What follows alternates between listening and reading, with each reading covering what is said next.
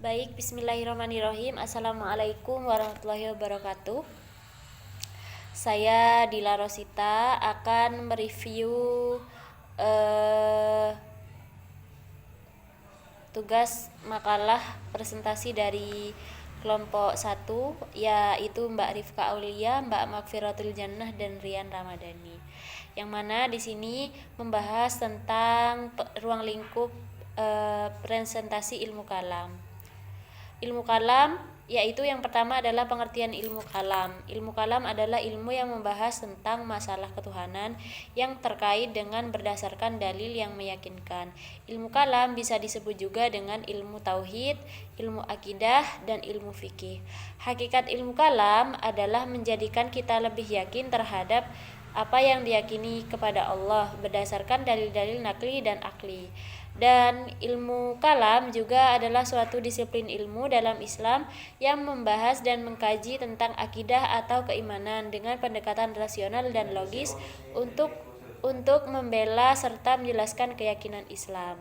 Nah, sebelum saya lanjutkan, mari kita pelajari tentang sejarah munculnya ilmu kalam. Ilmu kalam tidak muncul begitu saja, ia berkembang sebagai respon terhadap berbagai tantangan yang dihadapi umat Islam, baik internal maupun eksternal. Setelah wafatnya Nabi Muhammad SAW, terjadilah gonjang-ganjing di gonjang-ganjing di dalam agama Islam, yang mana kekosongan kepemimpinan membuat orang Islam banyak yang mengalami keraguan, banyak juga yang kemudian keluar dari Islam. Nah, di saat itu banyak sekali yang kebingungan, termasuk tentang siapa yang berhak menjadi khalifah dan bagaimana memahami sifat-sifat Allah, karena memang beliau wafat belum sepenuhnya berada di tengah-tengah umat. Selain itu, saat Islam mulai bersentuhan dengan filsafat Yunani dan agama-agama lain, muncul kebutuhan untuk menjawab pertanyaan-pertanyaan filosofis dan rasional tentang Tuhan dan ajaran Islam.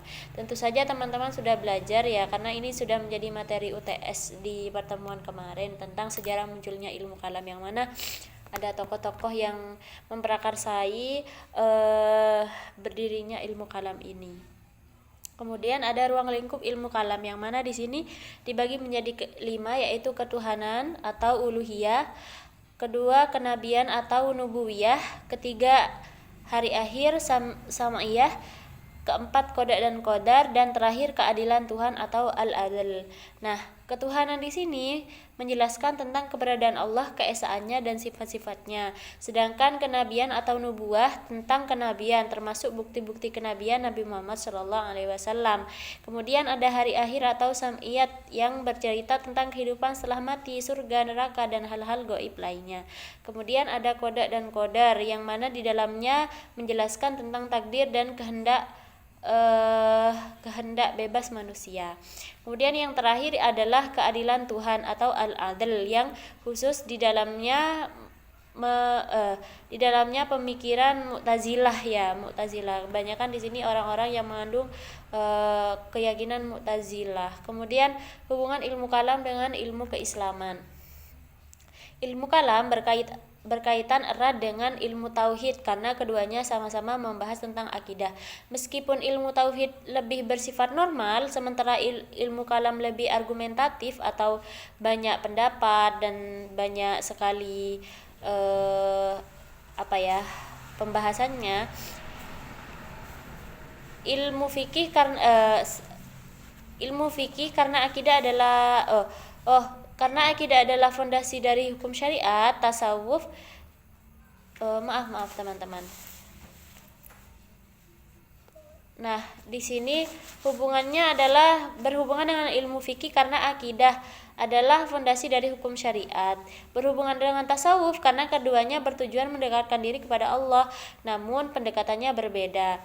Kalam dengan rasio, tasawuf dengan hati. Filsafat Islam karena keduanya menggunakan nalar meskipun tujuan dan sumbernya berbeda. Oke. Di sini sudah agak kita sentil ya, yang berdekatan tentang ilmu kalam. Kemudian yang terakhir adalah urgensi ilmu kalam dalam pendidikan Islam.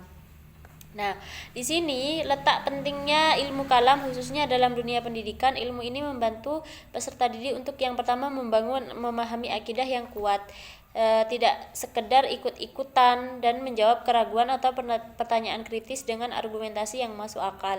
Kemudian menumbuhkan toleran terhadap perbedaan pandangan dalam Islam. Kemudian menghadapi tantangan pemikiran modern termasuk sekularisme, ateisme, dan pluralisme, memperkuat identitas keislaman di tengah arus global. Dengan mempelajari ilmu kalam, peserta didik tidak hanya tahu apa yang harus diyakini, tapi juga mengapa mereka meyakininya dan bagaimana menjelaskannya kepada orang lain dengan bijak. Baik, terima kasih, itu saja yang bisa saya review tentang makalah ilmu kalam kelompok 1. Kurang lebihnya mohon maaf. Semoga apa yang saya bicarakan benar adanya dan tidak keliru. Wassalamualaikum warahmatullahi wabarakatuh.